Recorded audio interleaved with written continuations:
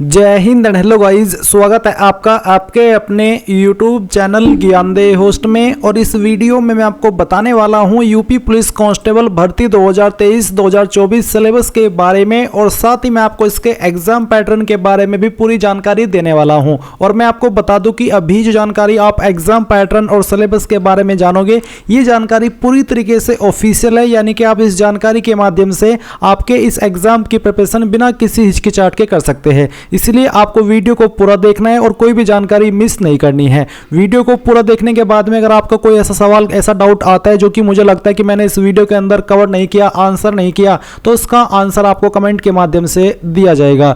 तो गाइज यहाँ पर अगर अभी तक आपने वीडियो को लाइक नहीं किया तो फटाफट से पहले तो वीडियो को लाइक कर दो एंड साथ ही साथ चैनल को सब्सक्राइब करके बेल आइकन ऑन कर लो, क्योंकि गाइज अगर आप अभी तक इसका फॉर्म नहीं भरे हो, जो कि आपके 27 दिसंबर 2023 तक से फॉर्म स्टार्ट होंगे, वो मैं आपके लिए फॉर्म फिलअप की वीडियो बनाऊंगा एंड जो भी आगे जाकर के इसके बारे में अपडेट आएंगे उसके बारे में भी आपको वीडियो दी जाएगी। तो चैनल सब्सक्राइब करके बेल आइकन भी ऑन कर लीजिएगा। अब यहाँ पर इसके exam pattern, selection process, syllabus के बारे में जानकारी जानने से पहले आप ये भी जान लीजिए कि कौन लोग इसमें एलिजिबल है, ताकि आपको कोई और वीडियो को देखने की आवश्यकता न पड़े और आप इसी वीडियो से संपूर्ण जानकारी जान सके। तो जैसा कि आप सब जान चुके होंगे कि आपकी टोटल वैकेंसी 60,244 है। कौन सी कैटेगरी के लिए कितनी है वो आप देख सकते हैं, जिसमें कि जनरल के लिए 24,102 पद है, ईडब्ल्यूएस के लिए 6,024 है, ओबीसी के लिए 16,264 है, एससी के लिए 12,650 है और एसटी के लिए 1,204 है।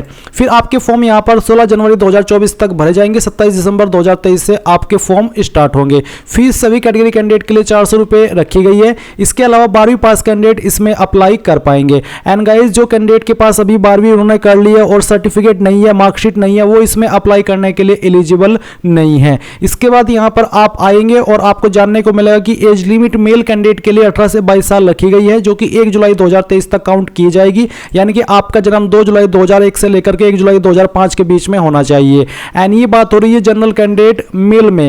एंड फीमेल के लिए एज लिमिट यहां पर 18 से 25 साल के बीच रखी गई है, जो कि 1 जुलाई 2023 तक ही काउंट की जाएगी। इसके अलावा SC ST कैंडिडेट को गाइज 5 साल की छूट एज के अंदर मिलेगी और ओबीसी को 3 साल की छूट एज के अंदर दी जाएगी।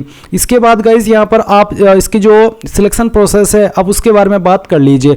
आपने यहाँ पर एलिजिबिलिटी के बारे में जान लिया है एंड अब हम यहाँ पर इसके सिलेक्शन प्रोसेस के बारे में बात करेंगे। तो जो आपका सिलेक्शन किया जाएगा वो आपका रिटन एग्जाम के द्वारा किया जाएगा। सबसे पहले आपका रिटन एग्जाम ही होगा स्टेज फर्स्ट में। इसके बाद में आपका डॉक्यूमेंट वेरिफिकेशन होगा और उसके बाद में फिजिकल मेजरमेंट टेस्ट यानी कि PMT होगा। फिर आपका फिजिकल इफिशिएंसी टेस्ट यानी कि PET होगा और फिर आपका मेडिकल एग्जाम होगा। तो यहाँ पर आपका 5 स्टेज में कंप्लीट प्रोसेस रहेगा। अब यहां पर हम बात करेंगे सबसे पहले आपके रिटन एग्जाम के बारे में, यानी कि इसका पैटर्न क्या रहेगा। आप ऑफिशियल नोटिफिकेशन से भी इसके पैटर्न के बारे में जानकारी जान सकते हैं। लिखित परीक्षा की जानकारी आपको यहां पर दी गई है, जहां पर बोला है कि ऐसे अभ्यर्थियों जिनके आवेदन पत्र प्रथम दृष्टया सही पाए जाएंगे, यानी कि आपके फॉर्म को चेक किया जाएगा, जिसके फॉर्म सही पाए जाएंगे से ऑफलाइन लिखित परीक्षा में सम्मिलित होने की अपेक्षा की जाएगी। लिखित परीक्षा में वस्तुनिष्ठ प्रकार का प्रश्न पत्र रखा जाएगा, यानी कि आपके बहुविकल्प क्वेश्चन आएंगे एग्जाम के अंदर। लिखित परीक्षा आपकी 300 अंकों की होगी, जिसकी समय अवधि 2 घंटे, यानी कि आपको एग्जाम करने के लिए 2 घंटे का समय दिया जाएगा। इस लिखित परीक्षा में निम्नलिखित 4 विषय होंगे, यानी कि 4 सब्जेक्ट होंगे, जिसमें कि सामान्य ज्ञान, सामान्य हिंदी, संख्यात्मक एवं मानसिक योग्यता तथा मानसिक अभिरुचि, बुद्धि लब्धि एवं तार्किक क्षमता। ये आपके 4 सब्जेक्ट रहने वाले हैं। अभ्यर्थियों को लिखित परीक्षा में गलत उत्तर देने के लिए ऋणात्मक अंक प्रदान किए जाएंगे, यानी कि गाइस यहाँ पर आपकी निगेटिव मार्किंग भी रखी गई है। ये बताते हुए और आपको दिखाते हुए मुझे काफी बुरा लग रहा है कि इसके अंदर निगेटिव मार्किंग है, क्योंकि जिन कैंडिडेट के अंदर तुक्का मारने की अद्भुत कला है, वो इस अद्भुत कला का यहां पर खुल करके प्रदर्शन नहीं कर पाएंगे। अगर वो इस कला का प्रदर्शन करने की कोशिश करेंगे तो ऐसे में उनको लेने के देने पड़ जाएंगे। तो मेरा आपसे ही सजेशन है कि आपको इस कला के ऊपर कुछ ऐसा ही कंट्रोल रखना है, जैसा कि वेलकम मूवी में उदय शेट्टी भाई ने किया था, कंट्रोल उदय कंट्रोल। उन्होंने कंट्रोल उदय कंट्रोल बोल करके अपने आप को मर्डर करने से रोक लिया था।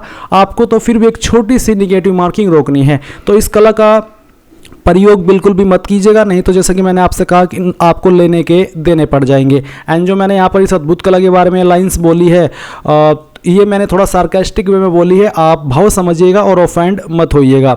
अब यहाँ पर गाइज इसमें ये भी जान लीजिए कि लिखित परीक्षा में कुल आपके 150 प्रश्न होंगे, जिनमें प्रत्येक सही उत्तर के लिए 2 अंक निर्धारित है। आरक्षी भर्ती की नियमावली के अनुसार उक्त भर्ती में अभ्यर्थियों को प्रत्येक गलत उत्तर के लिए 0.5 ऋणात्मक अंक प्रदान किए जाएंगे।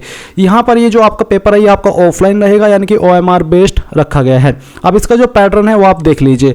तो जनरल नॉलेज से आपके 38 क्वेश्चन 76 नंबर आपको मिलेंगे, जनरल हिंदी से 37 क्वेश्चन 74 मार्क्स मिलेंगे, न्यूमेरिकल एबिलिटी से 38 76 marks, mental aptitude IQ reasoning ability से 37 क्वेश्चन 74 मार्क्स आपको दिए जाएंगे। तो ये आपका कंप्लीट आपका एग्जाम पैटर्न यहाँ पर आपको दिया गया है। इसके बाद में गाइज यहाँ पर आपका लिखित परीक्षा हो जाने के बाद में डॉक्यूमेंट वेरिफिकेशन होगा और फिर आपका फिजिकल स्टैंडर्ड टेस्ट यानी कि PST होगा और डॉक्यूमेंट वेरिफिकेशन होगा। अब इसमें क्या क्या परखा जाएगा वो आप देख लीजिए। PMT में यहाँ पर कैटेगरी वाइज जो हाइट रखी गई है वो जनरल OBC EWS के लिए मेल में 168 सेंटीमीटर है और चेस्ट बिना फ्लाई 79 और फुला करके 84 हो जानी चाहिए, जहाँ पर 5 सेंटीमीटर का फुलाव जरूरी है।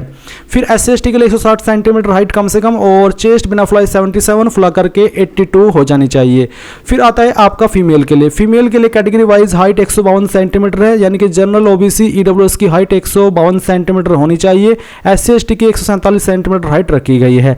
फीमेल से चेस्ट का माप नहीं ले जाएगा, इनके लिए एक वेट लिमिट है, तो वेट लिमिट यहाँ पर सभी कैटेगरी कैंडिडेट के लिए 40 किलोग्राम रखी गई है।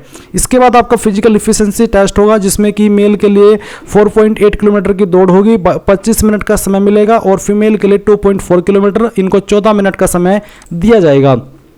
अब सेम जानकारी आप यहाँ पर ऑफिशियल नोटिफिकेशन पर आकर के देख सकते हैं। यहाँ पर आपको हाइट मेल की कैंडिडेट की दी गई 168, फिर यहाँ पर 160 अन्य कैटेगरी के लिए चेस्ट यहाँ पर दी गई है, फिर यहाँ पर फीमेल कैंडिडेट की हाइट दी गई है और इसके अलावा आप यहाँ पर नीचे आएंगे तो आप जो अन्य जानकारी है वो भी जान लेंगे। अब यहाँ पर आपने इसके जो सिलेक्शन प्रोसेस की जानकारी है, जिसमें कि आपका PST PET PMT है, वो आपने जान लिया है। अभी हम यहाँ पर इसके सिलेबस के बारे में बात करते हैं टॉपिक वाइज। तो आप नोटिफिकेशन को चेक करेंगे, नोटिफिकेशन के अंदर भी आपको आपका सिलेबस मिल जाएगा। जैसे कि अगर आप यहाँ पर आते तो आप देखेंगे लिखित परीक्षा का पाठ्यक्रम, जैसे कि जनरल नॉलेज जो आपका सब्जेक्ट है, इसके क्वेश्चन कहाँ से आएंगे। तो इसके क्वेश्चन आपके इन सभी टॉपिक से आएंगे जो कि यहाँ पर आपको मेंशन किए गए, जैसे कि सामान्य विज्ञान, भारत का इतिहास, भारतीय संविधान, भारतीय अर्थव्यवस्था एवं संस्कृति, भारतीय कृषि, वाणिज्य एवं व्यापार। तो इन सभी टॉपिक्स को आपको पढ़ना होगा जो कि यहाँ पर आपको मेंशन किए गए हैं। जनरल हिंदी में आपके ये सभी टॉपिक्स रहेंगे, जैसे कि हिंदी और अन्य भारतीय भाषाएं, हिंदी व्याकरण और मौलिक ज्ञान, हिंदी वर्णमाला, तद्भव, तत्सम, पर्यायवाची, विलोम, अनेकार्थक,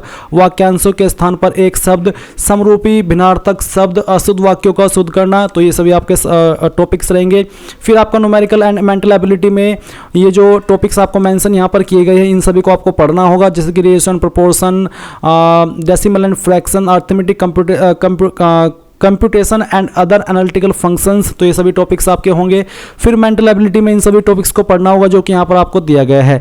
आपके जो क्वेश्चन पेपर का लेवल रहेगा वो 12th लेवल का रहेगा, यानी कि जो डिफिकल्टी लेवल है वो 12th लेवल रहेगा, बट जो फॉर्म की संख्या है उसको देखते हुए ये और भी हार्ड किया जा सकता है।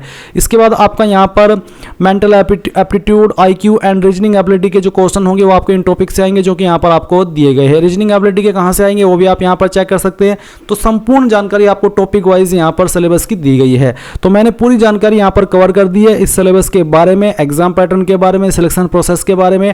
अगर अभी भी कोई सवाल, कोई डाउट रह गया है किसी भी जानकारी को लेकर के, तो वो आप कमेंट के माध्यम से पूछ लीजिएगा। और अगर अभी तक भी आपने वीडियो को लाइक नहीं किया तो वीडियो को लाइक कर दो, चैनल को सब्सक्राइब करके बेल आइकन ऑन कर लो ताकि आपसे आगे आने वाला कोई भी अपडेट मिस ना हो।